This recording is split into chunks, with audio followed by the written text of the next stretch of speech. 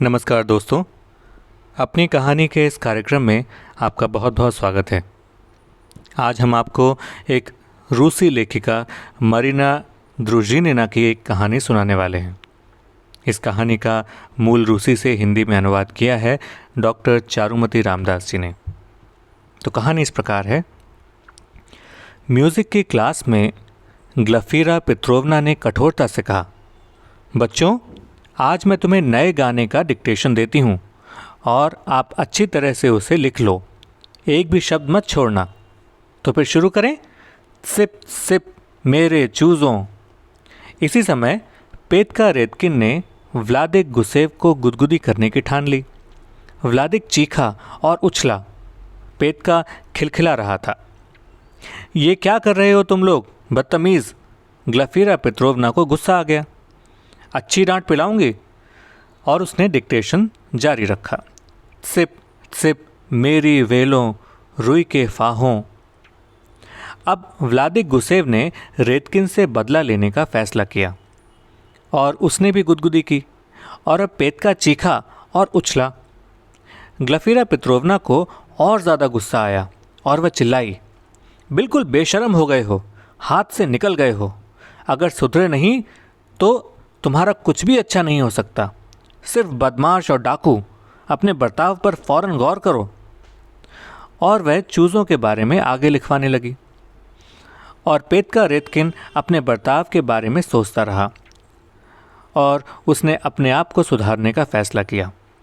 मतलब उसने व्लादिक को गुदगुदी करना बंद कर दिया और सीधे उसकी नाक के नीचे से नोटबुक छीन ली। दोनों उस बेचारी नोटबुक को अपनी अपनी तरफ खींचने लगे और आखिरकार वह फट गई और पेटका और व्लादिक धड़ाम से अपनी अपनी कुर्सियों से गिर गए। अब तो ग्लफीरा पेट्रोवना के सब्र का बांध टूट गया। क्लास से बाहर जाओ, वह भयानक आवाज़ में चिल्लाई, और कल ही अपने माँ बाप को लेकर आओ। पेटका और व्लादिक आज्ञाकारिता से बाहर चले गए।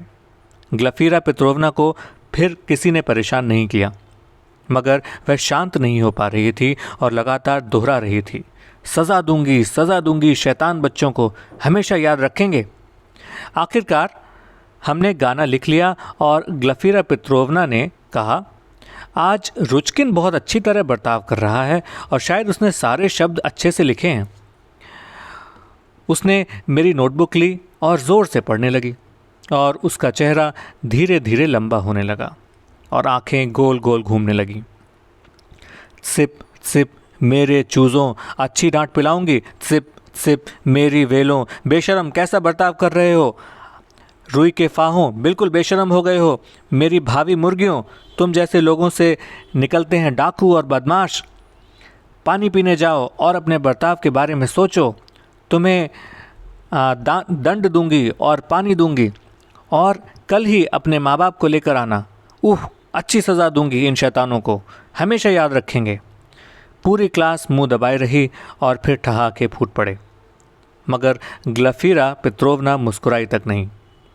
तो ओ रुचकिन, उसने खनखनाती आवाज़ में कहा, और तू भी बिना माँ बाप के स्कूल में मत आ जाना। और आज की क्लास के लिए तुझे 2 नंबर, मतलब फेल। मगर 2 नंबर किस लिए? माँ बाप को स्कूल में क्यों लाना?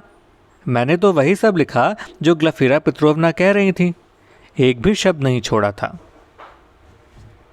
धन्यवाद।